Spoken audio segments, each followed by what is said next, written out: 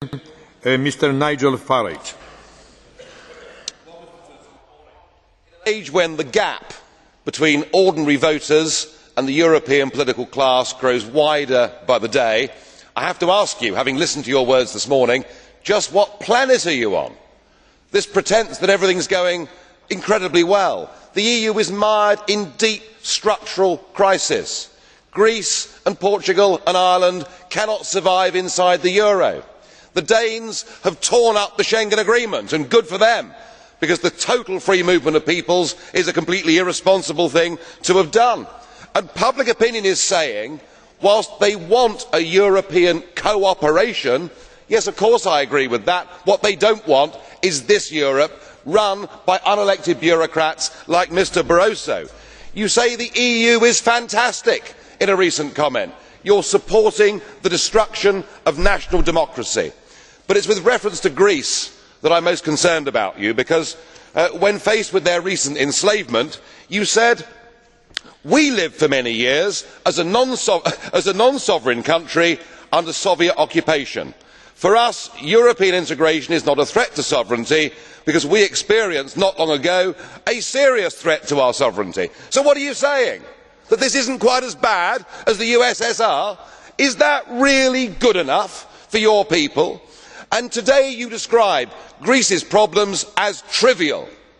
I am sorry, there are hundreds of thousands of people out there on the streets of Greece fighting to get their democracy back, and it beggars belief that you and our President, Mr Buzek, can talk about the solidarity movement, can talk about Poland getting its democracy back 20 years ago, and yet here you are, surrendering the democracy and sovereignty of Poland to a failed European Union. Yes, sir, we all want a shared European cooperation for the future, but this most definitely is not the model. Thank you, Mr. Co-President. Are you ready to answer with the blue card question? Mr. Goebbels, blue card question. Thank you, President. Mr. Farage is a little bit like a cockerel. You know, he's sitting on a heap of unmentionables and going cockle-doodle-doo. But apart from the criticism, what about suggestions? I haven't heard a single constructive suggestion as to how we could change Europe. You know, what ideas do you have for the future of this continent then, Mr. Farage?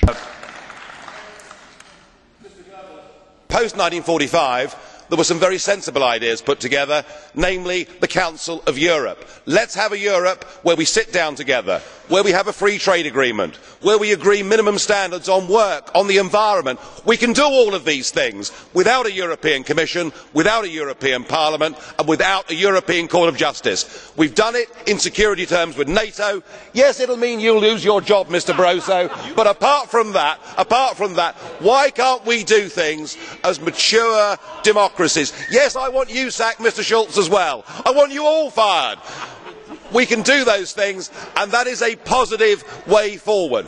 By taking away from people their ability to govern themselves and transferring that power to the European Commission, we are headed for a Europe of rebellion and violence. Let us take the democratic route.